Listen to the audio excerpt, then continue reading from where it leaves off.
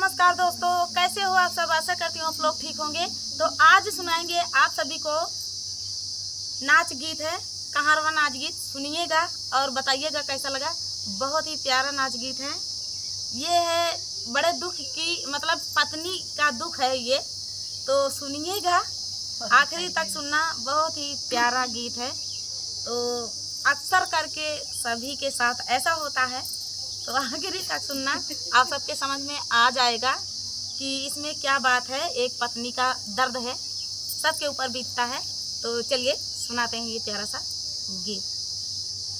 सजिया मैना हमारी मोरे अनाड़ी वाले माँ, सजिया मैना हमारी मोरे अनाड़ी वाले माँ, सजिया मैना हमारी मोरे अनाड़ी वाले माँ, सजिया मैना हमारी मोरे अनाड़ी वाले माँ, मोरे अनाड़ी वाले माँ, हो मोरे अनाड़ी वाले माँ, सजिया मैना हमारी मोरे अनाड़ी वाले माँ, सजिया मैना हमारी मोरे अनाड़ी वाले। तनिक बात माटी निग जात है, देखी लाखन गारी है। तनिक बात में पिनिग जात है, देखी लाखन गारी।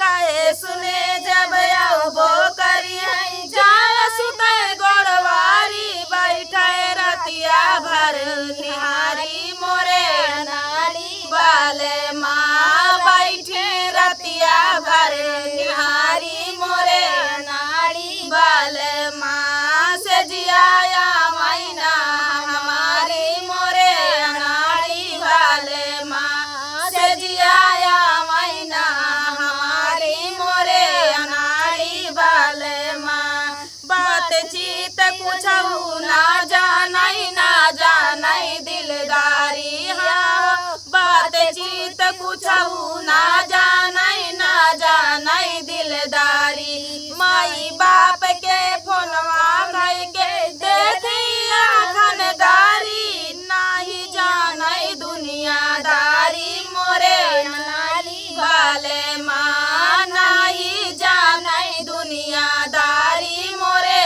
अनाड़ी वाले माँ, सजिया मैना हमारे मोरे अनाड़ी वाले माँ, सजिया मैना हमारे मोरे अनाड़ी वाले माँ, मोरे अनाड़ी वाले माँ, ओ मोरे अनाड़ी वाले माँ, सजिया मैना हमारे मोरे अनाड़ी वाले माँ, सजिया मैना हमारे मोरे अनाड़ी वाले माँ। माई बाप के आँख फूट गया नौआ बारी हो, माई बाप के आँख फूट गया मरिगा नौआ बारी। बिना बिचारे शादी कैले हो गईले बर्बादी, जोड़िया लगई ना हमारी मोरे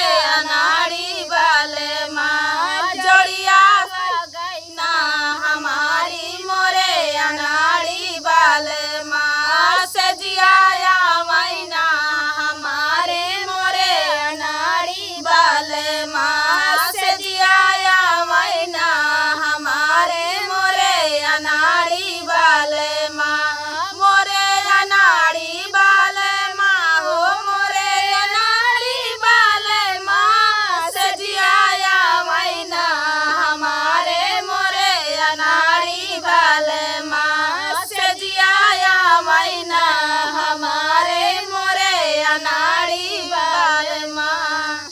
तो दोस्तों, ये प्यारा सा गीत एक पत्नी का दुख कैसा होता है इस गीत में दर्शाया गया है। तो आप सभी को कैसा लगा कमेंट में बताना दोस्तों, और लास्ट तक सुनना। लास्ट तक फुल वॉच करने के लिए धन्यवाद दोस्तों। और इतना वायरल कर दीजिए कि दीदी का चैनल मोनो हो जाए, यही इच्छा है। भरपूर सपोर्ट कीजिए, भरपूर सपोर्ट कीजिए। और चैनल सर्च में आता भी है। तो चलिए दोस्तों, संगीता दीदी का भी सपोर्ट करें, किरण दीदी का भी सपोर्ट करें, इनके पीछे रेखा विजय ब्लॉग का भी सपोर्ट करें। तो चलिए दोस्तों, मिलते हैं नेक्स्ट वीडियो में, तब तक के लिए नमस्कार।